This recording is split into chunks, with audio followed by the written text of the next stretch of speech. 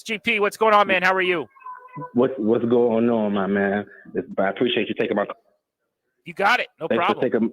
Thanks for taking my call, man. I'm happy that Jayden is back. I've been floating around this idea because I wasn't 100% sure I wanted him to play, but now that he is, I've been trying to find like what's my silver lining or what am I looking for most, and I've come to the conclusion I think he gives the best evaluation of the roster. Certain plays aren't just going to be able to be made and or evaluated unless he's out on the field. And I think he's going to be able to give them that in this time. Also having the game tape from Marcus Mariota last week for him to look at it, get the ball out, I think is going to be very key for him to see this offensive line, how they operate, some things that they had some success on. So when he's coming in, it's like, okay, well, there is a script that exists. Look how the ball was coming out 1.6 seconds. I think he's capable of that too. So if they can just take the formula from last week and keep it going and allow the QB1s to have his number one receiver, number two receiver, number three, there's so many things that we didn't have an opportunity to see. And if I'm going to evaluate my roster, why not give the best look at the guys to be able to say, this is what we thought we were going to get. It's almost like a Twilight Zone episode. It's like, oh man, this is this is what we wanted. And I think the fan base can kind of like, you kind of like feeding the wolves, if you would, to be like, well, you can see the idea, you see the goals, and you see what was supposed to happen. So that's what I'm looking at. And if they can just kind of present that with these guys, adding Burks, we haven't seen him with Terry and the number two and number three guys. So I'm really looking forward to seeing that. And if they can, encapsulate what they did last week on both sides of the ball, maybe the defense looks better, which is also a part of this evaluation process. So it's gotta be. It's a good phone call, know. Elijah. Thank you very much, buddy. I appreciate you. I think it's a really, really smart point. I want to come back to evaluating the offense in a second because I think that's actually brilliant that you bring that up. We haven't talked a lot about that, but we'll get back to that. You mentioned how they played against Denver. If they play this weekend against Minnesota on the road, like they played at home against the Broncos, then this 7-game losing streak is over. And for the first time in 2 months, believe it or not, they will have won a football game. If they play like they did against the Broncos, they're winning in Minnesota and at the Meadowlands, and they'll win their next 2. You've been around long enough to know, just like I have, that's not how the NFL works. You can play a great game against a great team and win or lose, and then the next week you could fail and struggle against a bad team. And so you don't get to just roll the football out and be the team that showed up against Denver again. But I do like seeing Hard Knocks, seeing the Dan Quinn speech after where he says, we lost the game, but we're not lost anymore, addresses the club about finding their identity. The fact that it really wasn't, to him, I don't even think about going to overtime or being with Denver within a point. The result, be damned there. He was saying, this is what we looked like last year. We were aggressive defensively. We were violent in how we hit people. We dominated the line of scrimmage in the run game. We pass protected our butts off. We kept our quarterback clean. We took our shots down the field. We were able to run the football and stay ahead of the chains. This is what this team should be. And they weren't that for so many weeks this year. Doesn't matter if they were playing the elites at the time, your Kansas Cities and your Detroits and your Seattles, or if they were playing bad teams like Miami, trying to give you a football game in Madrid that you just wouldn't accept. They lost their identity. And he thought they had found it this past week. I agree with him. Now, does that mean that you have it the rest of the year? Or was it a fleeting moment where you found it in that game and that goes away again? We're going to find that out on Sunday, I think. But I happen to believe, my prediction is, we're going to see that product or closer to it again. And I think it's indicative of the health. They are getting healthier. Having McLaurin back going for nearly 100 yards in that game, scoring the big touchdown late, that's a club you didn't have in the bag in the weeks prior to that. And when you have better football players on the field, you're going to have a better product. This is the healthiest that they've been. With Daniels, now Noah Brown and Terry McLaurin at receiver, with Debo, you push everybody else down the depth chart, you get better. I've said this about the Nats sometimes, where you're looking at a lineup when they're dealing with some injuries or whatever, and you go, this is like a 59-win team that on this Sunday B lineup that they're playing to give some guys rest. If you played 162 games with this team, you win 59 times. So I don't care if you're built to be an 85-win team. This Sunday 1 o'clock lineup is not a 82-win lineup. Well, they have been, 5-12 roster a lot of weeks because of their injuries. Weirdly, they were on their way to 5-12. As far as the evaluation of the offense, I like the point. I think Mariota, because of his veteran presence, because of how well he knows their scheme, the ball comes out, he makes the right decisions a lot. You still get to evaluate with him. It's not like if you're playing with some scrub off the street or some deep down the depth chart guy, like, not to throw my guy Sam Hartman under the bus, but he really, really rough preseason. If he was playing, I think you'd have a hard time evaluating a wide receiver like Treylon Burks, let's say. You saw it in the preseason where you're throwing backup quarterbacks out there with these guys. How do you know what Jeremy McNichols is if he only plays with your dude that's about to get cut at QB?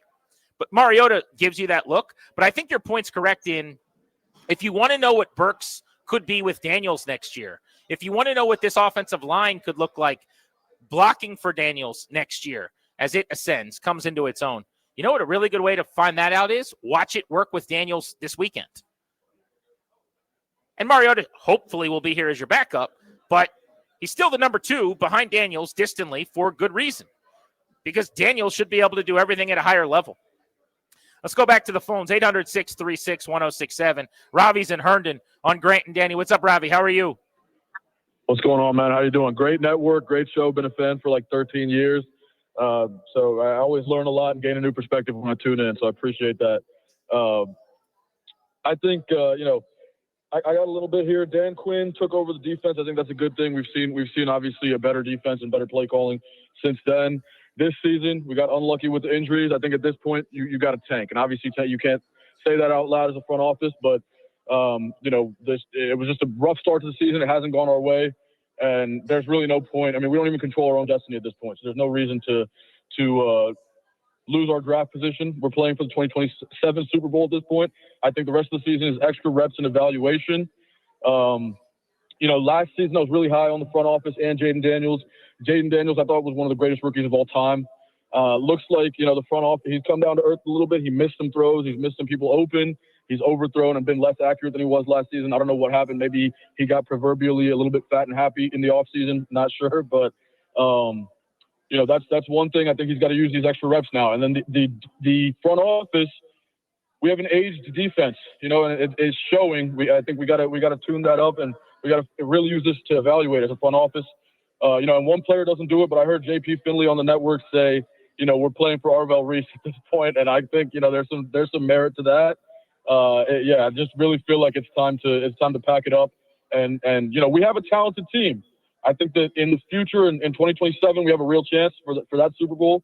So we just have to, we got to start gearing up towards that as opposed to trying to win meaningless games this season. Yeah. So a couple of things. I mean,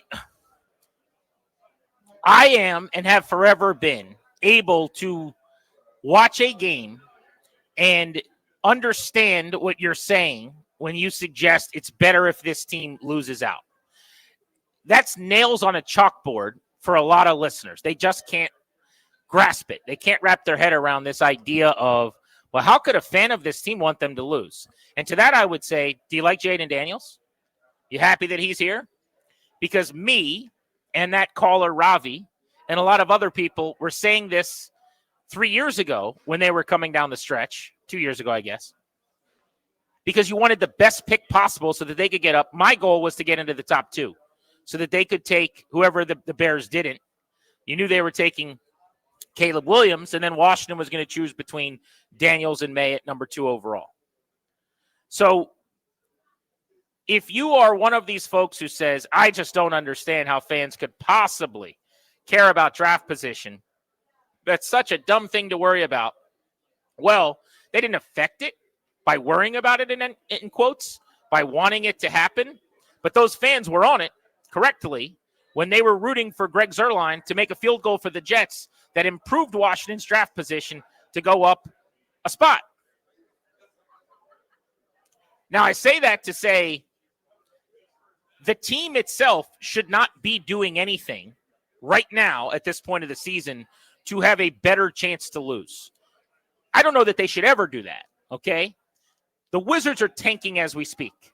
They are actively as bad as possible while developing young players so that they can lose enough basketball games to protect the draft pick that they will lose otherwise, top 8 protected, and in their case, so that they can be one of the 3 worst teams in the NBA so that they can have the best possible chance at the number 1 pick. Because that is the path that is easier than any other for them to get great as soon as possible. So it would be a mistake for them to try to win enough games where they would lose their top 8 pick, which is a huge commodity. That would be a dumb thing we can acknowledge. It would also be ridiculous if they did something to give themselves a worse chance in the lottery at the number 1 overall pick. Can most of us agree to that?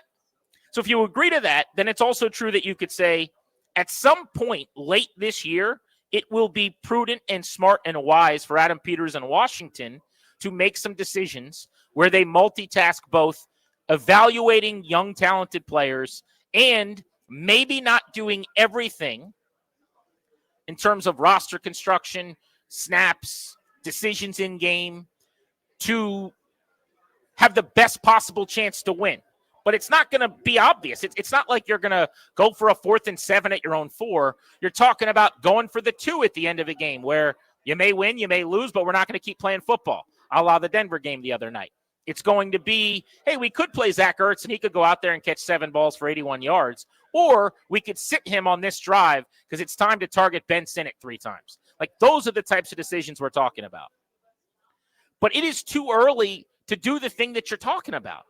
30% of the season remains.